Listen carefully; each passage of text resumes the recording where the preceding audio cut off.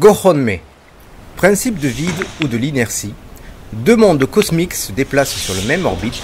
La collision est inévitable, mais pourtant, elle ne se produit pas. Si deux masses espacées vont droit l'une vers l'autre, alors elles rentrent en collision. Par conséquent, l'un évite vers le bas et l'autre évite dans le paysage de ciel.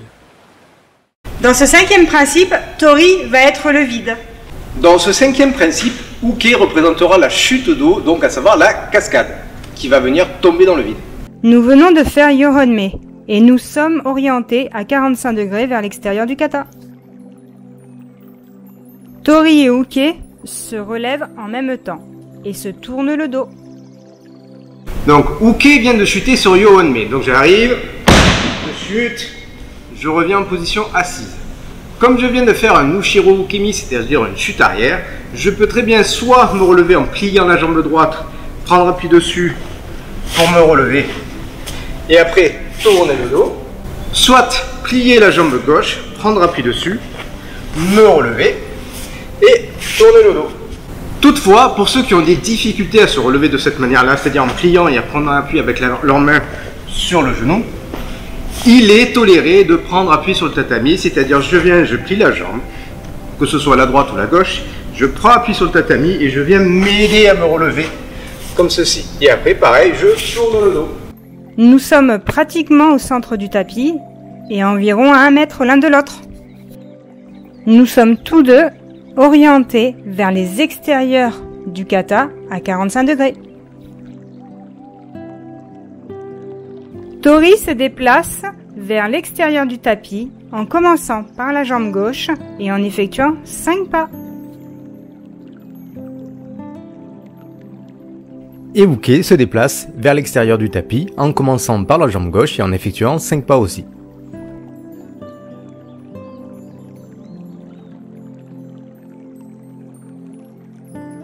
Attention à ne pas aller trop vite, pensez au rythme du kata. Tori et Uke arrivent dans les 45 degrés sur les extérieurs du kata et sont tous les deux en position Shizentai ou Shizenontai.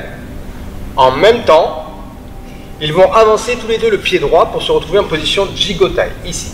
Et en même temps qu'on avance le pied droit pour se retrouver en position Jigotai, on va ici lever les bras. On est un peu sur la même thématique que Sanbonmei. La différence, c'est que les bras ne sont pas complètement écartés, ils sont un peu plus fermés, ici. Les doigts sont ouverts, pas collés. Pareil, la tension qui est dans les bras va jusqu'au bout des doigts, mais on n'a pas les doigts tendus non plus. On est ici. En gros, l'idée que vous devez avoir, c'est comme si vous veniez tenir les gros ballons, un petit peu là, des femmes enceintes, c'est la même chose. Donc on est ici, on avance, Jigotai, on ouvre les bras. Attention de ne pas être penché en avant non plus. Ici, bien droit. Et là, vous allez tourner tranquillement ici. Tori et Uke se positionnent et se retournent en même temps. Ne soyez pas trop décalés dans le temps.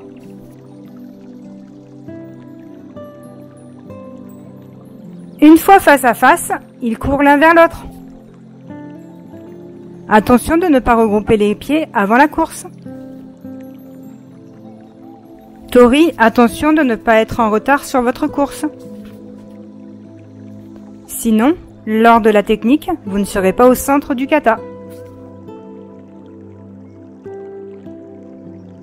Ayez un rythme de course raisonnable. Attention de ne pas sprinter. Attention de ne pas aller trop lentement. En arrivant au centre du tapis, Tori va sacrifier son équilibre pour pouvoir créer le vide. Uke chute alors dans le vide.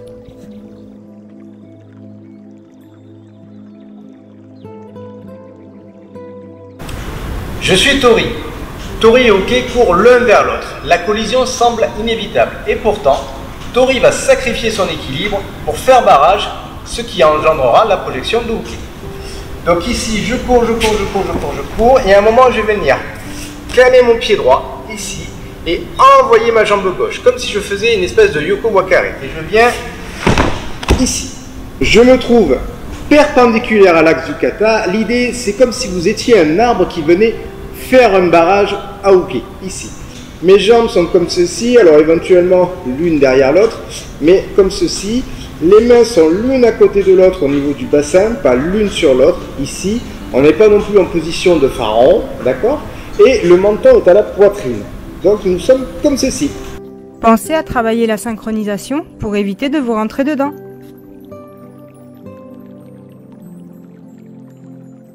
Uke va chuter en diagonale, ses mains vont arriver au-dessus de la tête de Tori.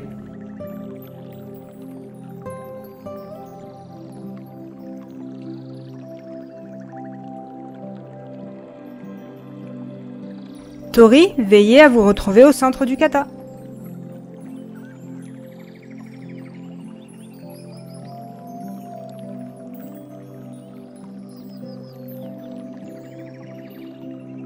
Uke arrive à 45 degrés orienté vers l'extérieur du kata.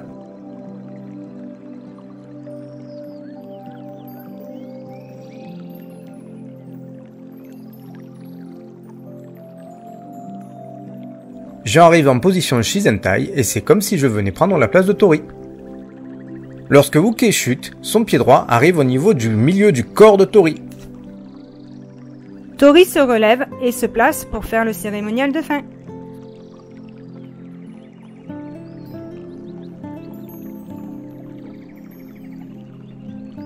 Et en même temps, Uke va se mettre en place pour le cérémonial de fin.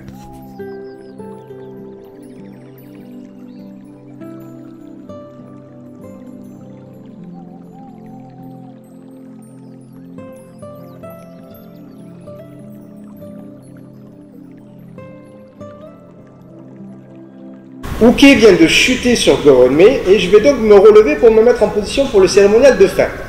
Donc là, l'idée c'est que je me mets d'abord sur le dos, ici les bras en croix, et là je vais faire un mouvement de cercle ici pour prendre de l'énergie, pour prendre de l'élan, pour venir m'asseoir. Je m'assois, je suis droit, je n'ai pas le dos voûté, ici, et là comme j'ai chuté sur le côté gauche, je suis le sens de la chute. Donc je vais venir plier la jambe gauche et prendre appui sur ma jambe pour pouvoir ici me relever. Une fois que je suis debout, je suis en position Shizentai ou Shizentai et je vais me mettre en position à 4 mètres pour le cérémonial de fin. Pour ceux qui ont du mal, c'est pareil, donc je viens ici, je me mets sur le dos, je prends de l'élan.